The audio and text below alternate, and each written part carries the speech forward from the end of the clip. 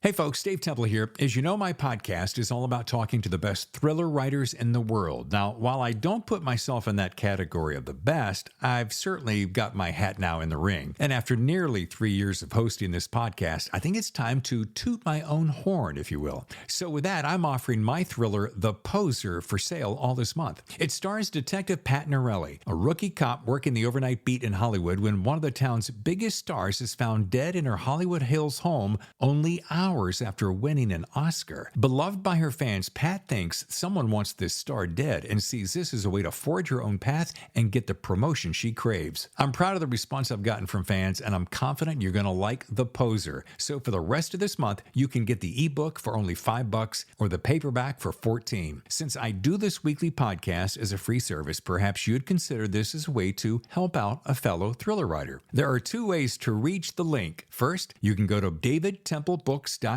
scroll down to see The Poser, click, and you're on your way. Or head over to Amazon. You can find it there. Again, davidtemplebooks.com or Amazon. Thanks in advance for your support. And now, on with the show. Hello and welcome to The Thriller Zone. I'm your host, David Temple. We are your front row seat to the best thriller writers in the world. Whether it's books, movies, or TV, we're here for you. And on today's 121st episode, a repeat performance by none other than the Gray Man himself, Mark Greaney. And his latest book is called Burner. And it sizzles, baby. It sizzles. All right, enough about that. Let's get on into the green room where Mark is standing by right here on the Thriller Zone. So how are things? They're going well. How about you? Just living the dream, dude. Living the dream. Dream's not as big as yours, but I'm living what I can. Same. I'm just trying to make it through the day. Well, welcome back for a three-peat. I guess this is... Is it 3? Yeah. It is 3. It's hard to believe it was what, Sierra 6 was the last one. Armored was the last one. Sierra 6 was the one before that. So that's like June and September, something like that. Yeah. Dude, you have been... I can't even imagine what your life is like. Well, it's super busy, but right now my struggle is to get my words written for next year's book. I always tell myself it's like I'm the only one right now that cares about next year's book because there's all the things going on with this year's book, which is great, which is what you want to happen. But at the same time, I'm like I've got to keep myself honest and protect next year's release so that when we come around here next year, it's not awkward for everybody that I either don't have a book or don't have a book that I'm happy about. So that's the thing that keeps me busiest, like interviews or family stuff or travel obligations or whatever. It's all one thing, but it's like if I can get a few hours away to write, even if it's 45 minutes at a time, then I feel like I've got a handle on life in general. You know, you brought up an interesting point. I was talking to someone just this past weekend. I won't mention his name in case he doesn't want that to be public knowledge, but he was talking about something you just referred to. He's working on this book. He puts the book out. You put all that energy into it, and then it's gaining its own momentum, but you're starting on the next thing. So it could be months and months and months later. And he made the comment of like, that book? Oh, geez, I'm just kind of glad to be done with that because that seems so far away. Yeah. And I walked away and I was telling Tammy about this and I'm like, that must be really frustrating or a challenging thought. So you put all this energy and you think, here it is, ready to go. And it might be months and months later before you're really spending all that time talking about it. Absolutely. And I've run into that a million times where I am so focused on something that I'm writing. And then by the time it comes out, like right now, I'm 40 something thousand words into the next book. And so I'm doing research on totally different things, totally different places. There's different characters. So it's always the first half dozen interviews are always really kind of like halting and confused. I've literally been in interviews and they'll be like, so tell me about, and they'll throw some name out and I'll be like, I remember that name. I don't remember who they were, but because it's just, you sort of need to keep putting them out. And I've even been like invited to come speak at the Lithuanian embassy about Russia's involvement in, the Baltics or something because of something I'd written in a Clancy book that came out the year before. And I'm thinking, A year ago, I knew enough about it to write a book. Now I know less about it, and things have probably changed. It's like I could refer you to some real experts if you need real experts. I would just be there for show, and most of the information that I have made it to the page probably. That begs the question, do you ever find yourself having to keep a little, crib notes off to the side only because of the volume? And you're only, by the way, we're going to get to this beautiful book burner in a second. 500 pages seems to be about your norm. So, and it's chock full of characters. So to the same point, I'm thinking if I'm trying to keep track of not only the thread of the idea, but all the characters, and I'm now 1 year later, do you have to kind of keep, which would be nothing wrong with that. You mean like for interviews? Yeah. Stand by. So far, I haven't had to refer to it, but it's that day will come. No, it's literally like I forget the names of some secondary characters, and somebody, because like I said, I've been burned before where I've had to have somebody kind of give me hints about who this character is they're asking about, and then you remember. I mean, I think there's probably 50 characters in a book on average. Some of them are only in one chapter. Obviously, that's sure. You don't have 50 main characters, but you never know what people are going to ask you, and they'll be like, "Are we ever going to see Alex again in another book?" And I'm like, "Alex, yeah." The other thing that happens, which is funny, is I get emails from fans all the time who are reading some book in the series. Sure. And I think they feel like I'm sitting there with them looking over their shoulder, because I'll get an email. It's like, dude, chapter 43, what were you thinking? Yeah. And I just look at the email and just, file it. I'm like, I don't know what book you're talking about. Yeah. Authors don't normally know by chapter, like if somebody goes like, I can't believe the way things changed in chapter 7. I'm like, yeah. Just tell me, I remember the story, but I don't remember what chapter it is. That's probably 60, 70 pages in. So I can sort of maybe put something together if I really thought about it. But yeah, it's funny. It's always a scramble. I'll probably do 100 interviews for this book, and I'm probably about 10 in now. So this is me smooth, sadly. You should have seen me 2 weeks ago.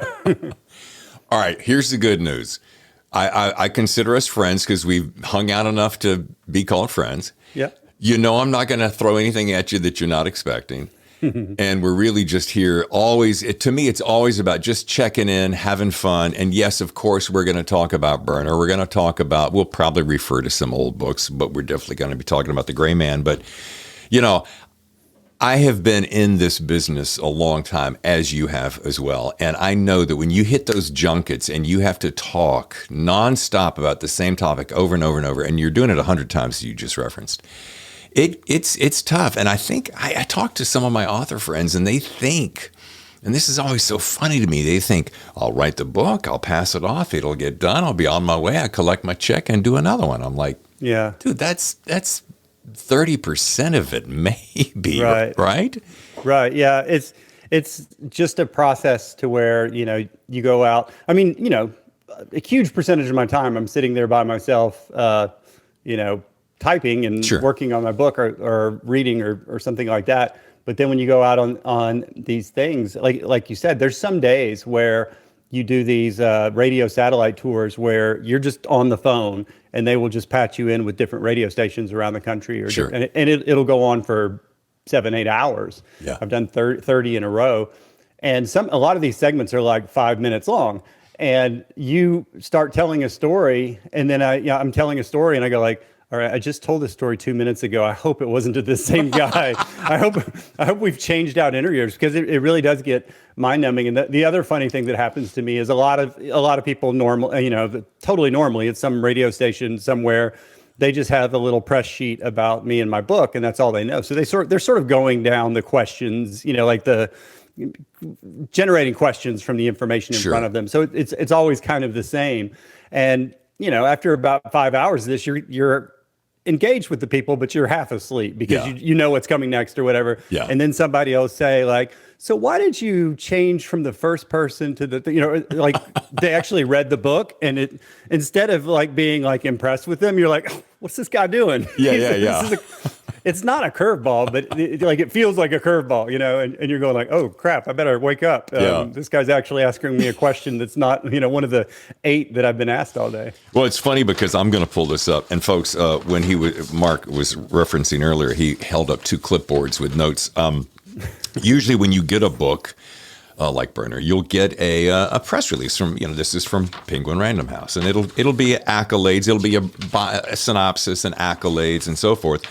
And then, and Mark, I don't remember this happening most recently, but then you'll get a conversation with, and it'll ask you these bullet point questions. I've never seen that, honestly. That's not something they even send to me. So, all right, okay. Well, I try to never, ever use these because I feel like they're the quintessential, where do you get your ideas, Mark? Yeah. However, there is one in here, as you'll see, I circled it, that I am going to use only because I'm like, okay, well, that's not that they're not good, all good. Whoever put it together, you're fabulous. Yeah. But one of them got my attention, so we'll get to that. Anyway, I did want to ask, how was your Super Bowl? Was it you and the family, and did your team win? So I didn't have a dog in the hunt until about kickoff, when I found out a friend of mine was a personal trainer to one of the kids who's now on the now playing for Philadelphia. So suddenly it's like, wow, I have a personal connection to this. And there's actually 2 players from my university that played for Philadelphia. So I guess in that regard, I was for Philly, but I'm not a huge football fan, but Pat Mahomes is just like so awesome and so cool, and he's been a lot of fun to watch the last few years. So we had some friends over, not a big group, maybe like 12 people, including 4 or 5 kids, and we sat there and watched the whole game and had a great time watching it until like the last minute. Like it felt like the excitement fizzled out there at the end, but that happens sometimes. Yeah. Mahomes is, just to take 10 seconds on it, he's a marvel to watch. I mean, he really is. He can pull things out of his back pocket that you like, how did you even think about that at this And his offensive line was giving him like 15 seconds to make decisions at some point. Yeah. Like they were doing great. There was one time I was going like, I might have been able to find a receiver with the amount of time that he just had there. Not every play, obviously. Yeah. Well, good. And the wife and kids are good, yes? Everybody's great. Nice. Everybody's great, yeah. All right. I think the last we spoke, I don't recall if The Gray Man, starring Ryan Gosling on Netflix, had actually, I think it was going to drop right after our conversation. Probably, yeah. Not really that important, but man, Anthony and Joe Russo just hit it out of the friggin' park. Yeah, I enjoyed it. I thought it was good, and the places where it was similar to the book were exciting, and the places where it was different from the book also makes me happy, because then I would think people should read the book, because the book has a lot of differences, and I was able to be a little grittier and more depth because I'm writing on the page. They were able to be more visceral and visual and whatever other adjectives, because it's a completely different medium. But Sure. It was a great commercial for the book, and we've sold a bunch of books since then. Good. And I had a great time watching it every time I've seen it. I told my wife, Tammy, I said, you had said something that is one of my favorite quotes, and you will often hear an author boo-hoo the fact that their adaptation didn't get it exactly like the book. And I'm like, Mark says it best. Hey, I wrote this story for the book. You wrote that story for the screen. They're both great stories. Your interpretation is yours. And I always thought that's so healthy of you, Mark. Yeah, I think that's the only way you can really look at it. And I have some fans who are well-meaning, and they're, I'm lucky to have them as fans that aren't happy with the movie because Donald Fitzroy is British, and or things that were changed kind of arbitrarily in their opinions. But I'm also, always trying to explain to them it's just, the directors are creative people too, and they're gonna put their mark on it, and that's what it is. I talked to one guy right before the movie came out, and he was just talking about like all the details of the book, and they better get this right and they better get that right.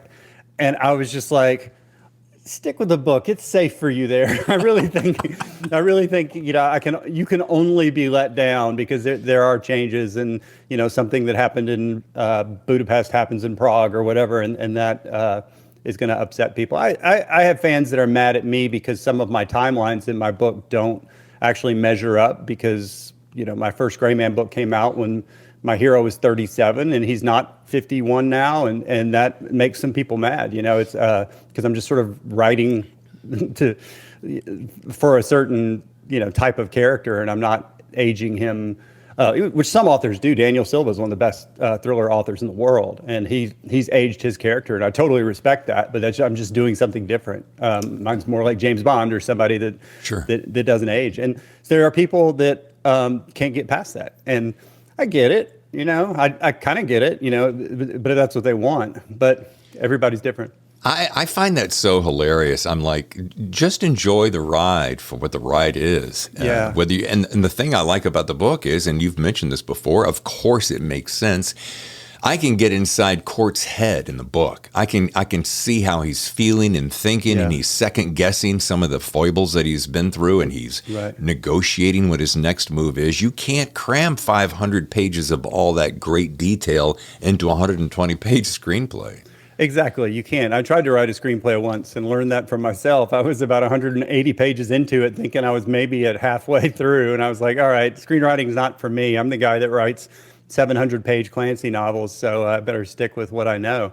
But I will say that Ryan Gosling represented the character so perfectly well. I mean, with little dialogue, which he has in the first Gray Man novel. There's not a ton of dialogue from the hero. It all takes place in about a 3-day period, and it's a lot of action. But I just thought Gosling was so perfect in that role. And anybody who says, I've had people go like, yeah, but he's Ken in the Barbie movie. And I'm like, well, what I've learned, and I explained this to them kind of patronizingly, it's like, well, what I've learned is he's this thing called an actor. And so what they do is they pretend to be different people. So he can pretend to be somebody when he's not making this movie. He doesn't have to pretend to be that character for the rest of his life. And, sometimes you have to walk people through this a little bit and go like, books and movies are just two different things. Yeah. And, don't see the movie if it's going to upset you.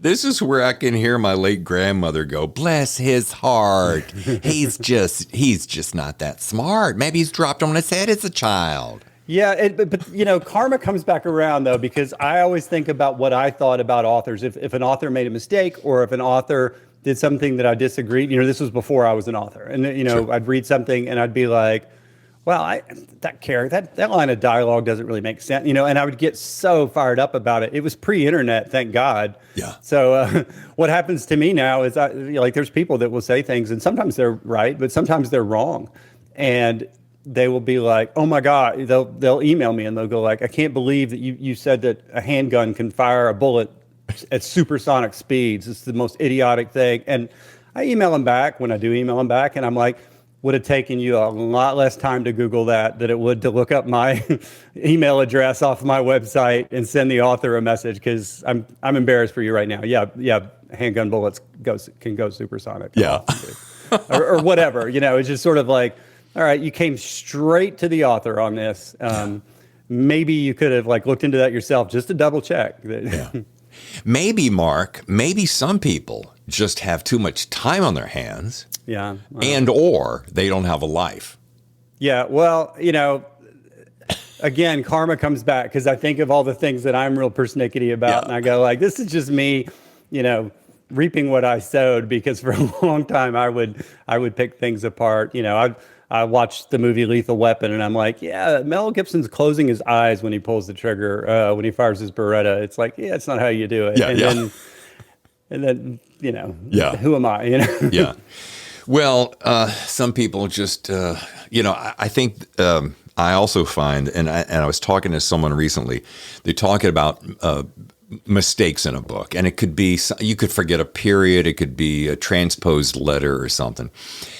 And I think it's interesting. I don't care how many times you read and reread a book, and then have someone else reread it for you, and then have an editor reread it. And 99 times out of 100, I've been told, there's one little thing somewhere. And for those people who will drop a note and go, by the way, on page 74, third paragraph, second sentence, you misspelled that word.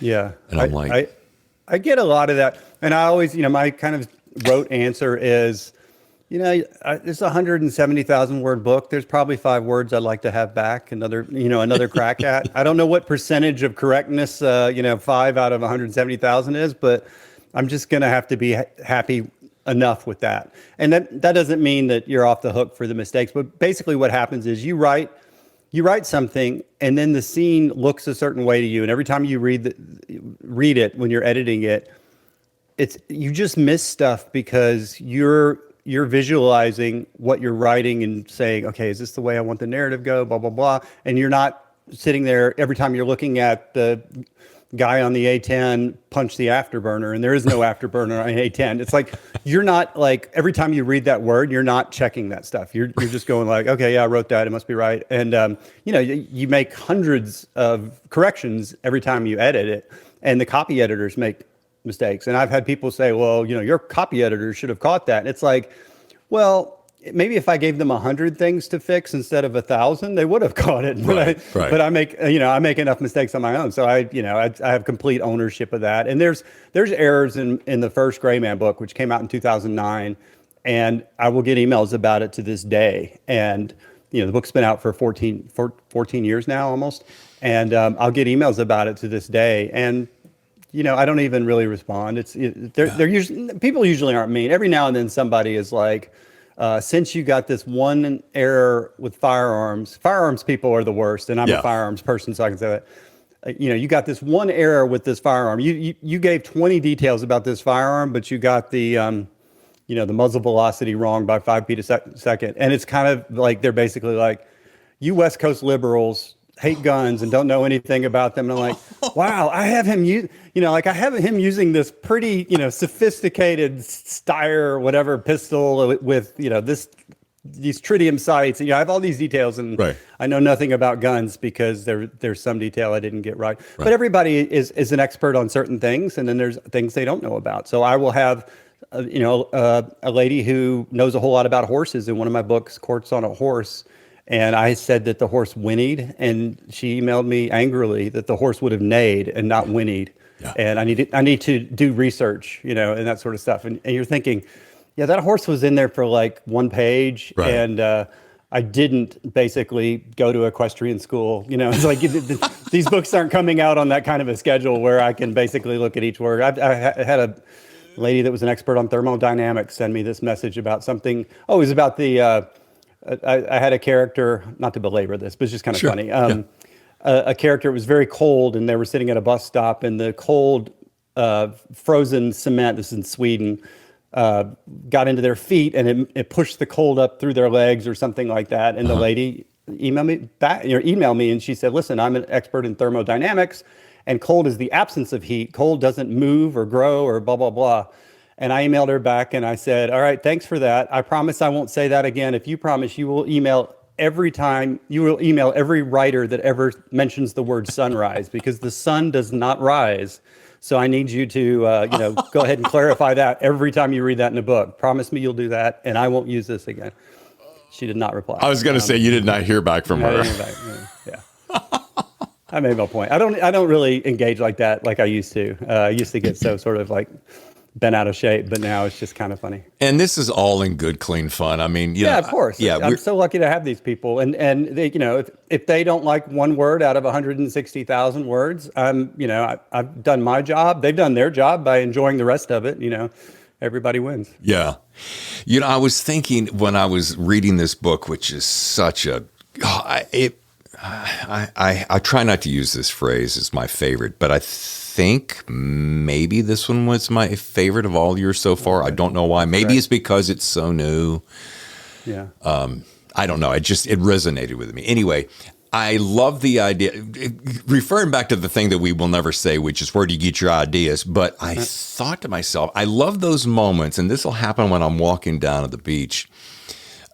When you come up with a completely random thought, has nothing to do with anything. You're not even maybe thinking about your next book, but the idea is so random and so unique that you tuck it away and you go, That can make an interesting scene. And then before you know it, it's woven its way into perhaps not only the story, but maybe in an entire chapter or maybe a pivotal point of the whole story.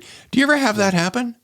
Yeah, absolutely. Okay. And I keep little notes on my phone on a little note app to try and jog my memory when it does come in later. I have all these little gray man ideas that have never made it into books yet, but I want to. I have ideas about, his early life and his family and stuff like that it's there's never really been a place that I thought was right to integrate it into a story because it wouldn't have been part of the narrative of that story. And I like to keep things moving, but there's so many little things that you write down. And a lot of times, again, like you said, it's not like I'm sitting there trying to think of what's going on in the next Gray Man novel. I'm just writing something that, I'm just thinking about a thing about human psychology or a thing about, something going on in world affairs. And I think, well, wouldn't that be interesting if X, Y, Z? So I do take those notes all the time. I do draw from them some. I'm a disorganized note taker. I'm an avid note taker, but pretty disorganized about it. So I probably missed the boat on some opportunities because I have so many notes with things like that. Well, there's two cool things I'd like to throw at you, and I'm sure you've already thought about them, but I'm going to throw them at you anyway. One of them is my favorite, is like, because I have such bad handwriting or so sloppy handwriting, it just trails off so fast because of exhaustion that I use this app called a Sound. I think it's called Voice Memos. And I can be walking, I'll just go hit one button, boom. Oh, I've got this idea, blah, blah, blah. And the reason I like it, Mark, is because I will state the comment, the idea, and then I'll give it a little bit of reference. I was walking today and it was a particular kind of temperature or whatever, and this gave me the thought so that it kind of fills it out because I can't always read my handwriting. And then I just hit a button and it sends it to an email straight to my email box. So later when I go, and then I just collect them and I stick them in a program like Evernote, and then they're all stacked there. So. Yeah. I'll record right into Evernote sometimes. Usually I'll just jot down a few words, but sometimes I will on the notes in Evernote. I'll just record. Awesome. Look at all the stuff we're learning today. Well, we're going to take a very short break, and when we come back, we're going to be talking about this fabulous book, Burner, in case you haven't heard of it yet. I'm with Mark Greaney. It's the Thriller Zone. Stay with us. And now, back to the show. And welcome back to what I'm calling Chapter 2 of the Thriller Zone. I'm with Mark Greaney. He is back for a repeat performance. Now, this is number 3, Trifecta. It's Old Home Week here at the TZ. Hi, Mark. Hey there. This book right here, I want to jump right into something. There is, and I love this. I tell people sometimes I often don't read a great deal of the detail because I just want to be surprised. But the top part of this, the thing that what I call the attention grabber, I love, inside flap here. Court Gentry is sent on a mission by a person he doesn't trust to snatch a target he can't stand from the clutches of Russian assassins he can't defeat. And those are the upsides of the job. Bam! Rock solid. I think my editor writes those. I like that. That's really good. So good. It's, once again, Mark, you've done that thing that this is why we come to you for entertainment. This is why we drop the $29.95 or whatever it is, because you give it all to us. You got the action, you got the tools of the trade, but you better get the bullets right, mister. You got the love story, which is always neat, especially when you're up in all this anxiety. You got international intrigue, and perhaps my very favorite, and maybe this is why this one so grabbed me. It's that last minute rip from the headlines topics, especially as it pertains to Russia and the latest war in Ukraine. So tell us about that. And I mean, it's literally, as I'm reading, I'm like, this stuff was happening yesterday, and this book is now talking about it. Yeah, that was a dicey aspect of this project. I started the book. I started thinking about the book before, and it was going to involve Russian money laundering through a bank in Switzerland. And that's pretty much all I had. And the invasion kicked off on February 24th, or the the Russian invasion began in 2014, but the stage that we're in now kicked off February 24th of last year, 2022. And I immediately started tooling the book towards that. And there's a banker in Switzerland who's actually Ukrainian who has lost some family members, and he finds out through certain different ways that his bank is laundering money for Russian, not just for Russia, but for Russian foreign intelligence. And he steals some information, and the gray man is trying to get it for the CIA. He's kind of working on a contract basis with the CIA. So as I was writing this book last spring and summer, even though not one page of Burner takes place inside Ukraine or involves the war, there's no, tanks or troop movements, you had to sort of prognosticate a little bit of where we would be in February of 2023 when the book came out, because the book would feel really wrong if something, if it turned out differently. Right. And I think I got it pretty close as far as, Russia has a lot of territory in the East. There are those in the West who are, tiring of the war or who are propagandists for the Kremlin for whatever reason. In this book, it's bribery and other sort of influence operations. And you see that stuff all the time. I was too pessimistic about the West's resolve, I think. And I was also too pessimistic about the effects that the winter would have on European, gas and oil. And that turned out better than I could have hoped. And I'm happy to be wrong in those areas. Yeah. But, in this book, there's a peace treaty that members of the West want signed that's sort of going to forgive and forget a lot of what Russia's done, and at the expense of Ukrainian territory and lives. And it's a very cynical peace treaty that my hero court is trying to get stopped by proving that some of the people who are going to sign the treaty are these people taking bribes for Russia. So it was, it's an espionage story.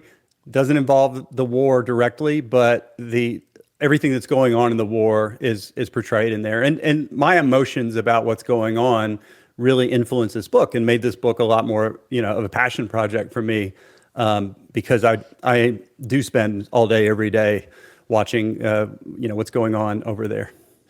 It is so disturbing and so horrifying. And what I wanted to say is that you would have sworn it was right along the sidelines of the story. And it didn't distract one bit. I didn't sit there and go, oh, well, that hasn't happened or is happening, or that it happened a different way.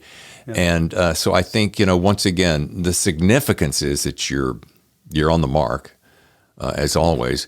Thanks. And just big congratulations. I know this is a nebulous comment, but I want to know this, and it sounds kind of stupid, but I'm rolling with it. What do you think is your secret to always keeping your work so fresh and timeless? Because there are some writers who you can kind of tell when they've just gotten tired. And I can't even, I'm not thinking of anyone specific, and I'm not thinking of any specific attribute, but you can just kind of get that feeling of like, wow, haven't they told this story already? And haven't that kind of, so what's that secret to keeping it fresh, do you think? If there was a secret, I wish I knew it. It's harder every book to do something you haven't done before. But it's also the thing that that's the brass ring that I'm reaching for with each book. So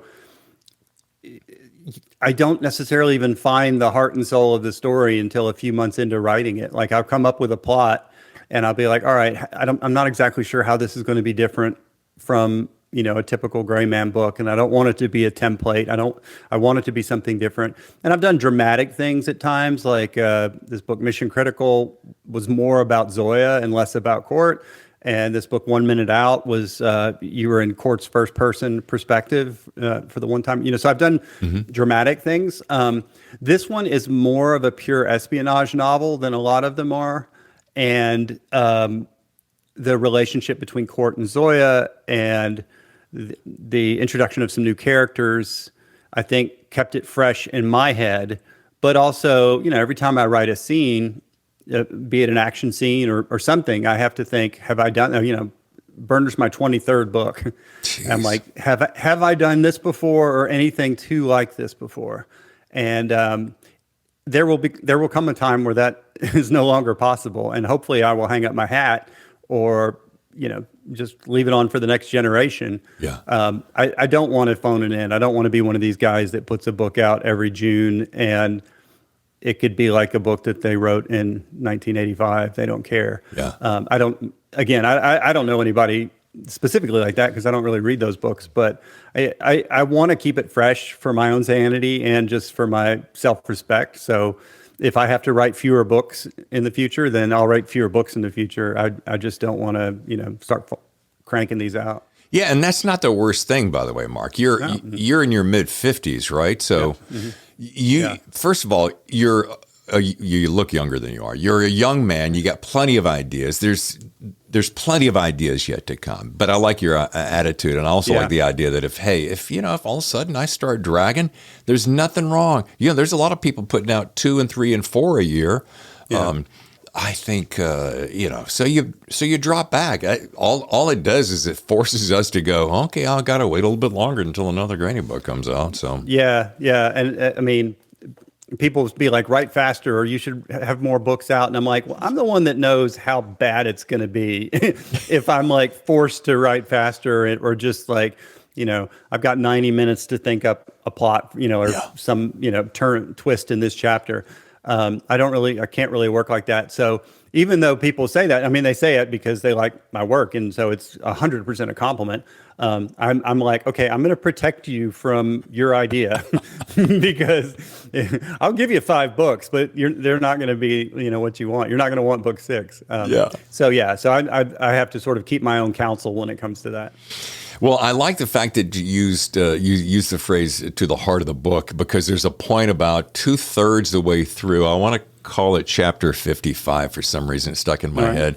If someone were to pick up the book, and I'm not suggesting, hey, Mark, I loved what you did on 55 because you're on your next book and you've already forgotten it, but you might think it's nearly a romance novel, and this is because we're talking about Koya. And don't get nervous. He's just writing the softer side of a story.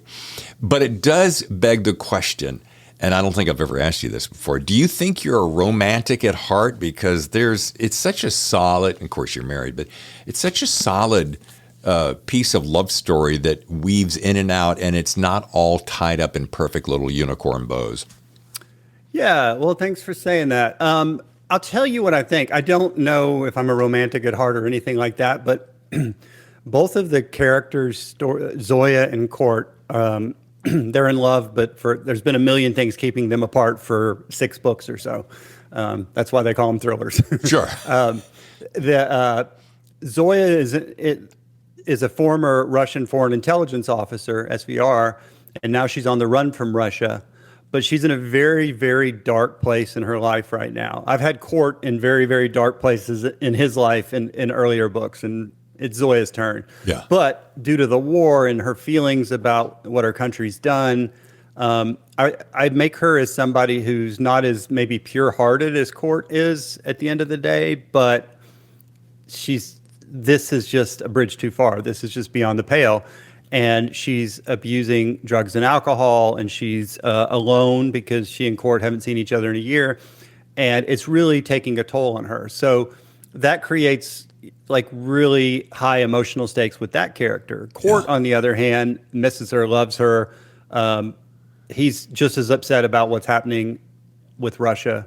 And so he has these really deep emotional stakes as well. And so when the two of them finally do bump into each other, which, I won't go into how that happens or the drama there. Right. I think it's very natural that two people are in this very pivotal point in their life, and they do care about each other, and they are now shoulder to shoulder or whatever, that sparks fly the way that they would fly. Yeah. But it's not just romance for, let's go to the park and hold hands. It's more like they're at desperate times in their life, and they have to call on each other, and their insecurities about the relationship and their insecurities about the other person's emotional stake, all those sort of things, work their way into it. Meanwhile, there's an 88-page long action scene on a train, while this is going on. It's not like this all happens at a coffee shop or anything like that.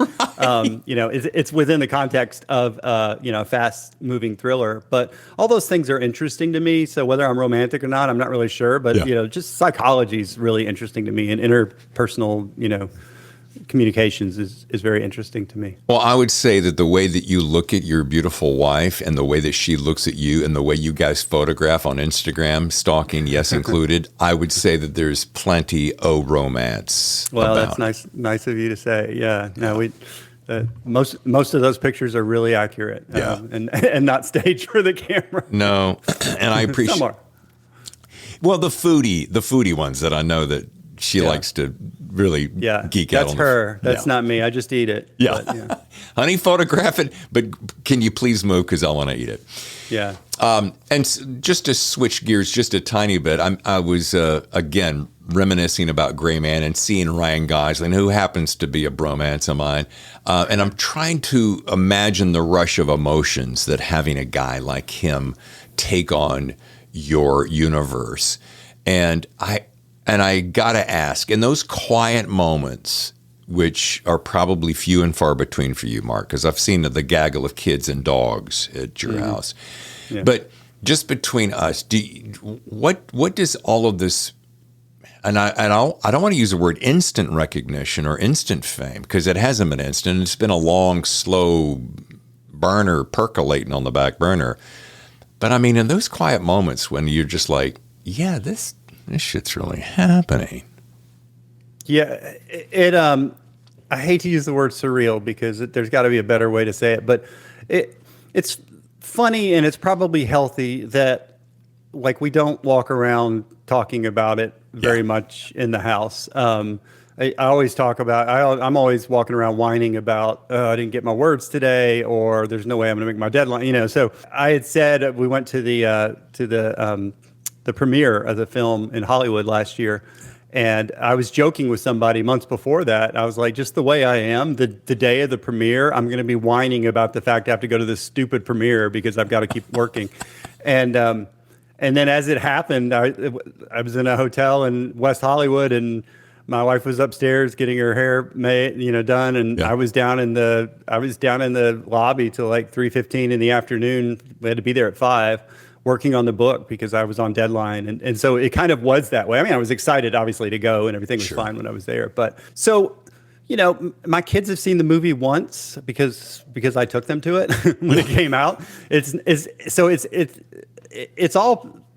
doesn't come up that much, but I do. One of the things that's funny is I will just sit there and go wait, I wrote 7 Tom Clancy, Jack Ryan novels. And, it's been 5-6 years since I've written one. And it almost feels like, wait, there's no way I did that. My career still feels new to me, even though I've been an author full time for almost 14 years. I still feel, like a babe in the woods in a lot of ways. And I sit there and go wait, I accomplished that. I did that Clancy thing. I don't think I could do it now, but I'm glad I did it when I did it. And then the same thing with the film. The film was always just this 1,000,000-to-1 shot that I never really took seriously, other than to tell people about it because it's good promotion for your books. And then when it happened, it's fascinating to me, and people talk about it now. And it was a year ago, and I've written 2 books since then, or I'm on my 2nd book since then. Yeah. And it feels like it's water under the bridge a little bit, but it's always going to be there. And 250 something million hours of downloads in the first 28 days. It's the 5th biggest movie ever on Netflix. It's been really, really good for me, and they're doing another, which is really good for me. And so I recognize how lucky I am, but I really do feel like I'm locked into my work of next year's book. It all goes back to you've got to protect yourself from the noise because you've got to come up with something clever for next year. But see, this is one of the things I so admire about you, Mark, is the fact that your tenacity and your discipline to always perform is always there. I heard this from early conversations about you. Then I met you and I found it to be true. And I've heard you sit on panels and I've watched you've been on this show for now the third time. Yeah. And back to your comment, you're down in the lobby. The wife's getting her hair done. You're in the lobby working on the next project because you know that's what it takes. And I think that's what differentiates you among many. And I'm not sitting here trying to heat up your skirt. I'm just trying to say that for the listeners who really want to make this a part of their life, they have to realize that it's work constantly. You got to always stay ahead of it. It's a lot of work. And then when you get one book out, you don't just sit there and talk about it on social media for 5 years. You need to have the next thing and the next thing and the next thing. I will say that at the end of last year, my agent and my editor told me, don't worry about writing a second book this year. You've been burning the candle at both ends. I'd had a bunch of releases, the film and everything else. They're like, take some time off. And usually take some time off means that I'm plotting my next book. Right. But I actually worked hard not to work for a couple of months. I'd say October and November of last year. I would get up and start to go into my office in the morning and I'm going hey, I'm going to go, clean one of my guns or just do something that has nothing to do with writing. And I had ideas in the back of my head that have turned into the book I'm working on now. But I'm I'm not even going to really start outlining it until the beginning of January or end of December or something. Yeah. So I did take some time off and it was really beneficial. It felt really weird at first. You feel very useless walking around this world going I don't even have a job right now. But, this year I'll pay the price for it because this year I'm writing 2 novels and I have the big release and everything else. But it was healthy for me to do that. Well, I do. I want to ask you one question. We're going to take a little short break, but I want to ask you this first. Now, I'm wondering if you, like Jack Carr, who made a surprise appearance in Terminal List, do you see yourself perhaps, have you thought about it likewise in a future episode of The Gray Man, maybe in the next film that maybe do you have even a fantasy about doing a little cameo? I don't. I would love to go to the set and just see the process, just for a couple hours. Sure. Honestly, after a couple hours, I'd be all right, now I'm in the way. But I just, kind of to witness that personally. I've gotten to do some really cool things in my life because of being an author where I'm just how am I getting to do this? It's just so fascinating. So I would like to just do that, just stand behind and out of the way and watch for an hour or two.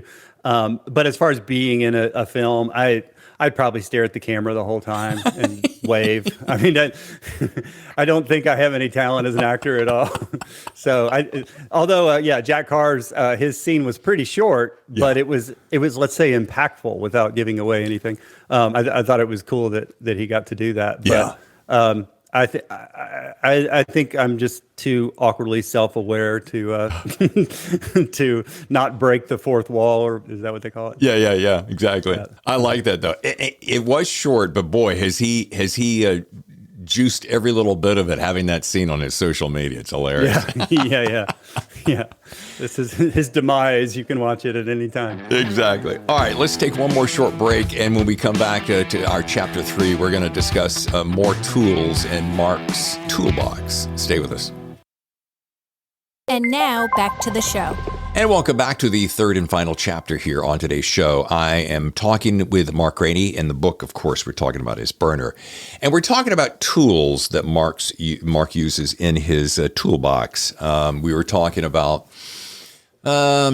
references to research, and I have this one question. We were talking about this right before the break about appearing in a movie, and I find it interesting how so many authors that you and I both know and we follow, they talk about their weapons a lot. I see them talking about, they constantly flash their everyday carry on social media.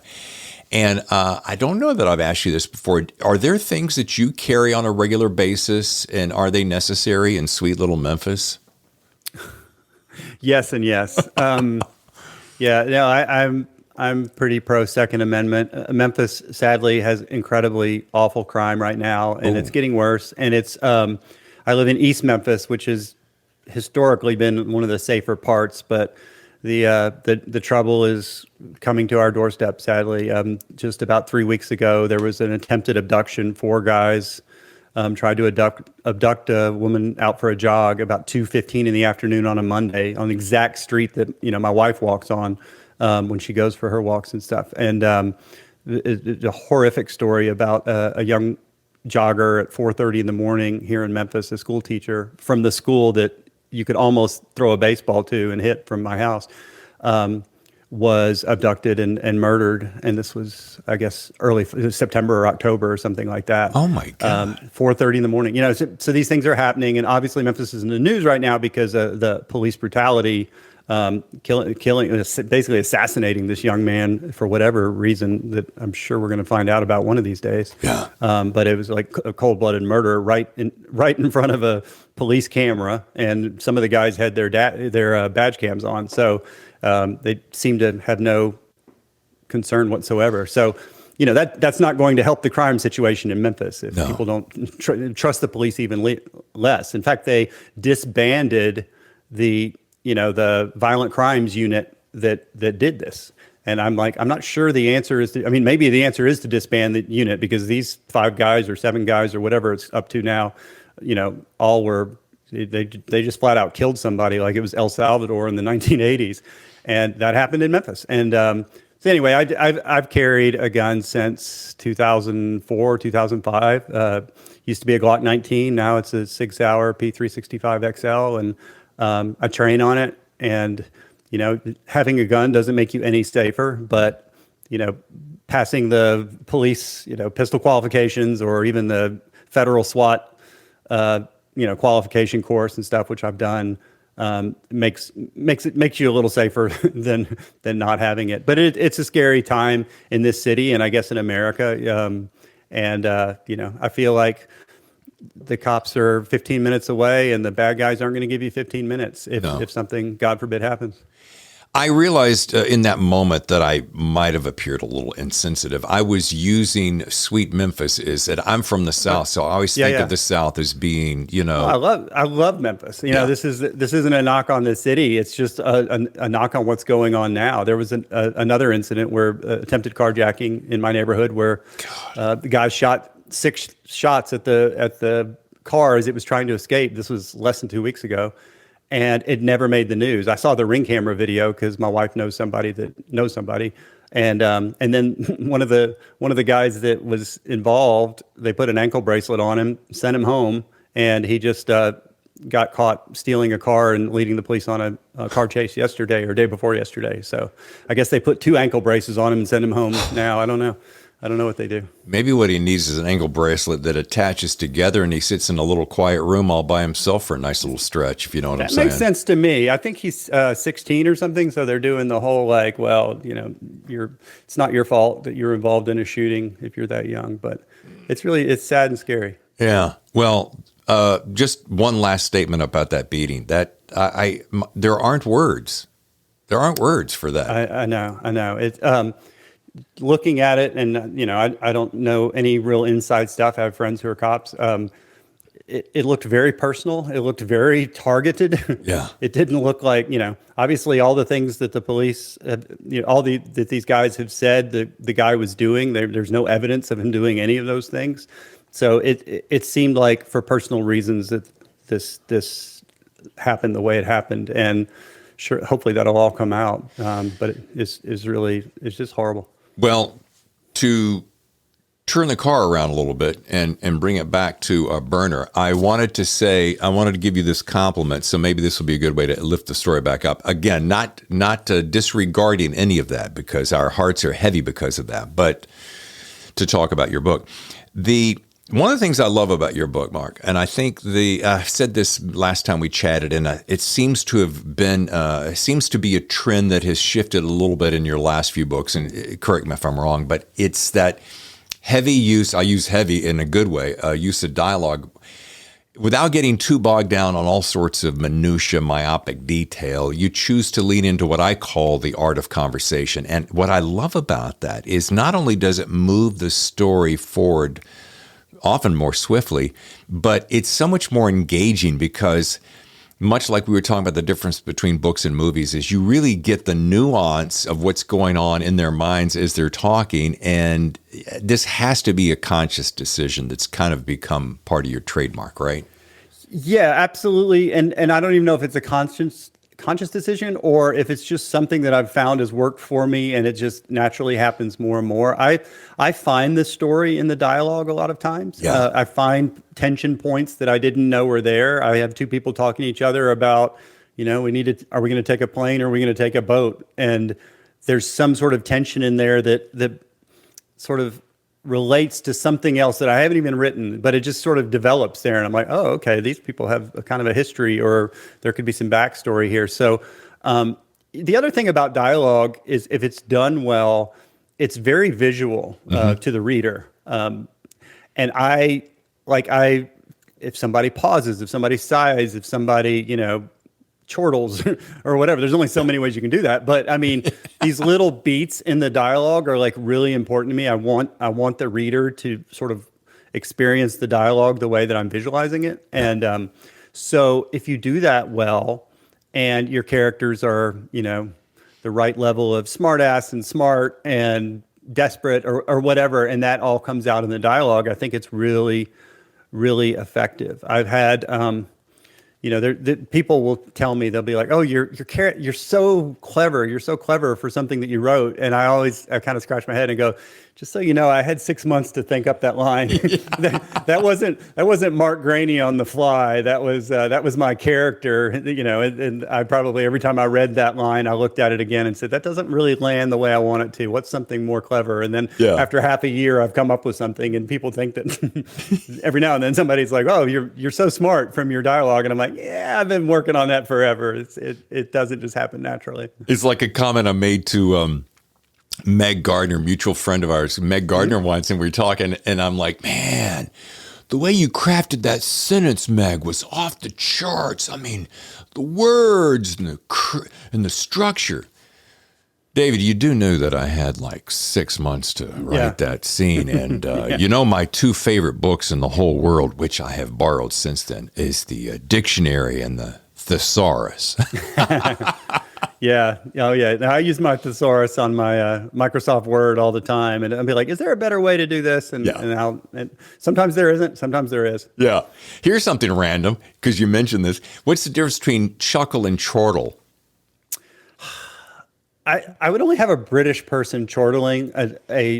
A portly, older British person would chortle. I don't know. That's just how I see it. If you're asking me, it's just, I don't think I would have, like a 12-year-old boy chortled, when his buddy fell off a skateboard. That would feel kind of dissonant. I don't think he'd chuckle either. It's funny. I spend a lot of time trying to work on these words or going back and going like, all right, is this getting a little adjective heavy here? Or this is getting a little, I'll read a paragraph, and they call them echoes. If you have the same word too close together, it's jarring. Yeah. And I've taught like a masterclass in New York at Thriller Fest, and everybody, I had like 12 students, and I read all their stuff, and it was all fantastic, and everybody's story was so different from each other and all this other stuff. And all the problems I found with their writing were these really little mechanical things, which means they're super easy to correct once you're aware of it. It's just, having written whatever number of words I've written, like over 4 million words I've published, you sort of figure out slowly, like, okay, this doesn't work and this doesn't work. And so I feel like I was a good teacher in that, like, okay, I'm not going to give you any of this navel gazing stuff about story, but I'm going to say, hey, this needs to be on its own paragraph because this line is impactful. Throw it on its own paragraph. It looks cool. People read faster when they're short paragraphs, and that gives them the sense of energy and excitement. There's these kind of like mechanical things you can do to clean stuff up, get rid of echoes, and just mind your point of view and scenes and all those things. So I do think about all that stuff a lot. That's one of my favorite things. Another favorite thing about this book, and you do that, you will throw out sentences at a time, just one after the other. And what I like about that, and we've talked about this before, is it just lends a speed to it. And so if you're reading faster, you subconsciously feel like the energy's moving faster. So you come across a big, dense paragraph, and it slows you down a little bit. Yeah. And if there's a line in that paragraph that, as a writer, you think, this is the money shot here, this is what I want people to get out of it. Yeah. It's like, that's got to go on its own line. Don't I don't care what you learned in grammar in seventh grade or whatever. I was asleep, fortunately. Otherwise, I'd probably be doing it too. But yeah, so there's lots of mechanical things you can do to make your writing better. And remember, my favorite, rules are made to be broken. Yeah. Now, here's something I caught myself grinning at since we're on an upbeat mode, and I love this. Luca paced the dining room, quoting here, circling the Ukrainians while yacht rock boomed through the house. Now, the reason I love that is because you got all these thugs coming into this hidden house, right? They're all coming in, they're all stacking up, and the guy goes, "Can you turn down the techno music? It drives me crazy. Heck, you can even put on, easy listening music and play it loud, and the surveillance won't be able to pick it up," which I thought was hilarious. Yeah. So then that line comes along, Yacht Rock Radio, which for those listening to XM Sirius, you'll know what that's all about. And I don't know why I did that. Just on the day, that sounded just like something that just seemed like weird. Like, it didn't matter to Luca what they were listening to. He just didn't like techno. And they were trying to, their laser surveillance equipment can kind of be pointed at a window, and the vibrations it can pick up words from. And you throw some music on there and it doesn't happen. I bet techno would probably be better than, Christopher Cross. Yeah. And the more I think about it, that didn't come from like the CIA. That just came from me on the day with a cup of coffee in one hand and a muffin in the other, trying to come up with something clever. Well, I think the extra reason it was so funny for me is, I was on the radio for 25 years. And so 5 stations between Chicago and Detroit, we were playing back then what is now called Yacht Rock Radio. Yeah. And so easy listening or soft rock or love songs at night, it's kind of thing. So it was an extra funny one for me. And then I can't hear that phrase without hearing that silly DJ voiceover going, Yacht Rock Radio, Yeah. I hear some Michael McDonald or some Christopher Cross right there. All right. I have one. We're going to start wrapping up here, sir. But I had this one whiplash moment. Tammy and I use this phrase, whiplash moment. We'll be talking about something, and then I'll just come out of nowhere, and she'll go, "Excuse me, that was whiplash. So where did that come from?" One of the last times we chatted, and I got a point for this. You were setting up a handsome as hail gym in your house. My question is, has that epic gym gotten all the punishment that you had hoped it was going to when you set it up? Yeah, I am so lazy in a lot of ways, but as far as working out, I've been really, because I listen to podcasts mostly about the war in Ukraine or Russian intelligence every day. And I can't just sit in a room with my feet up listening to a podcast. So I work out every day. It's averaging about 25 times a month. So not every day, but pretty close to every day. And the other benefit, I have a small gym, but it's right off of my bathroom. I can't go to the bathroom off my bedroom without walking past it. So there's that guilt factor. Yeah. And I spent the money to get a couple nice pieces of really good equipment, which is all you need. Yeah. And so then that adds the guilt factor too. Yeah. So I've really been good. My 15-year-old stepdaughter, she'll go on the treadmill, or my wife will go on the treadmill when she's not. If there's too many murders in the neighborhood, she'll go on the treadmill for a few days.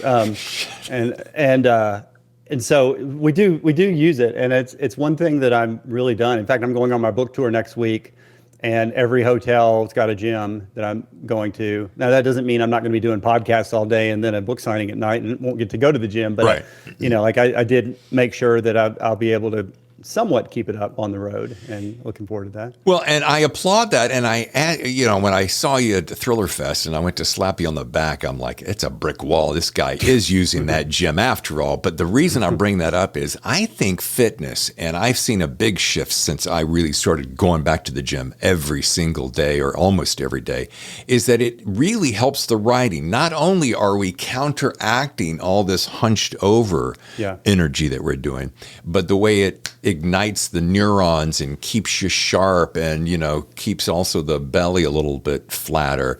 Don't you agree that how essential it is as part of our writing discipline? Absolutely. It's benefited me a lot. I have more energy. You think that working out would make you tired, and sometimes it does for like the first 15 minutes after a workout.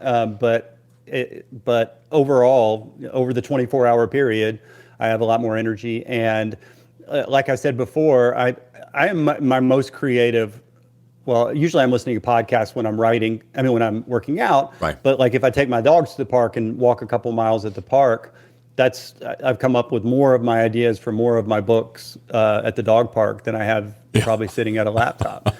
So I think anything that you do, it's just that kind of me time thing. And like working out is that I close the doors to the gym and the kids and the wife don't care that I'm in there. And I can listen to podcasts and get totally engrossed in it, not even think about working out. I'm not some jock or anything like that. I'll just kind of do my thing. I try and do a little bit more every week or two.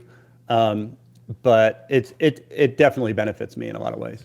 Well, like the old saying goes, a body in motion stays in motion, right?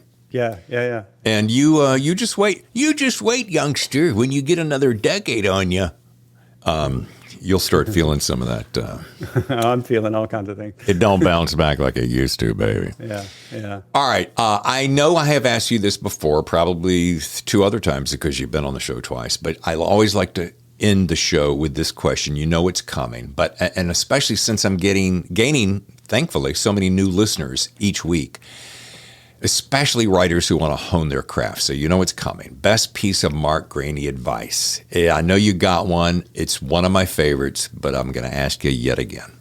Did I say finish something? Which Yes. is one of the things. Yeah. So I'll just speak to that a little bit.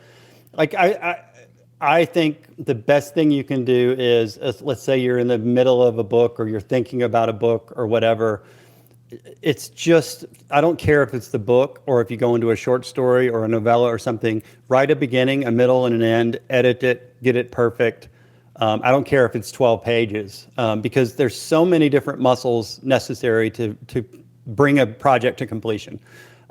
It's not just writing the cool parts or coming up with this big sweeping plot. You have to do 1,000 different things to get that thing done. And you sort of need, and if you write a 15-page short story, you will go through all, the plot twists and the character development and the, point of view changes and the editing and are there echoes in here? Or is this, is my lead character, does he have an effect on the third act? All these like little things, you can do that in a small space.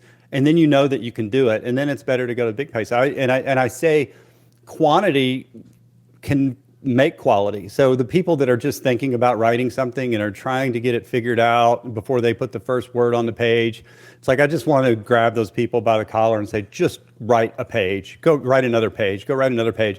2 weeks from now, you're going to be a vastly better writer than you were 2 weeks ago. And 6 months from now, you're going to be vastly better. And a couple years from now, you could be published. And I just think the daily grind of the process and completing something is the best thing you can do. So well said. And we don't know, Mark, I have run across so many people who have just sold novellas and they're getting turned into more streaming material. You can't poo-poo a novella anymore. No, absolutely not. No, absolutely not. Anything you write is your intellectual property. And the way things are going with TV and streaming and all this other stuff, it's like you have your intellectual property. And if you can get interest from that, maybe somebody wants you to turn that into long form fiction or an audio play like I did once, or they want to option it for a screenplay. There's all sorts of things you should do. It's like just create stories. Create stories and don't put the parameters in your own mind. Just let the parameters do their own thing. Yeah. Once again, the book is Burner. It's available for pre-order now. It's dropping next week, and it's a doozy. If you like Gray Man, if you like Mark Greaney, you're going to love this one. I guarantee it. Bam. Mark, as always. If folks need to learn more, they can go to your website, authorbites.com. Also built it. MarkGreaneyBooks.com. Very muy importante. But always good to see you, dude. I know you're stacked and packed and got all kinds of things, but thanks for taking time out for me. Oh, I always enjoy it, David. Let's do it again. All right. Always good to see Mark Greaney. And this book, Burner, another Gray Man book, it is going to be killer.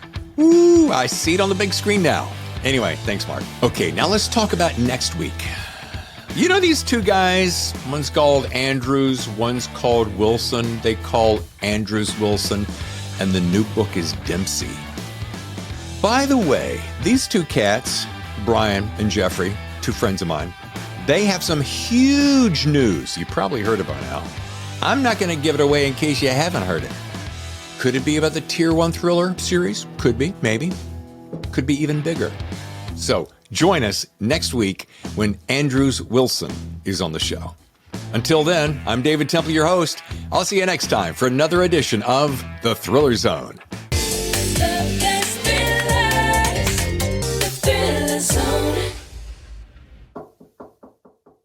Hey, before I go, can I just say one quick thing? I want to say thank you to everyone who continues to write in their 5-star reviews for our podcast. Sometimes I feel like the little train that could chugga, chugga, chugga. Other times I feel like a great big rock star. Either way, we are making it happen because of you. So thank you for listening. Thank you for watching. You can watch us on YouTube, you know. And just thank you for your kind comments and your support both on Twitter, Instagram, and wherever you get your podcast. And if you haven't left a 5-star review, don't let me stand in your way. I'd love to see you provide us with one. Okay, I'm really going now. See ya. Little Mama Papa.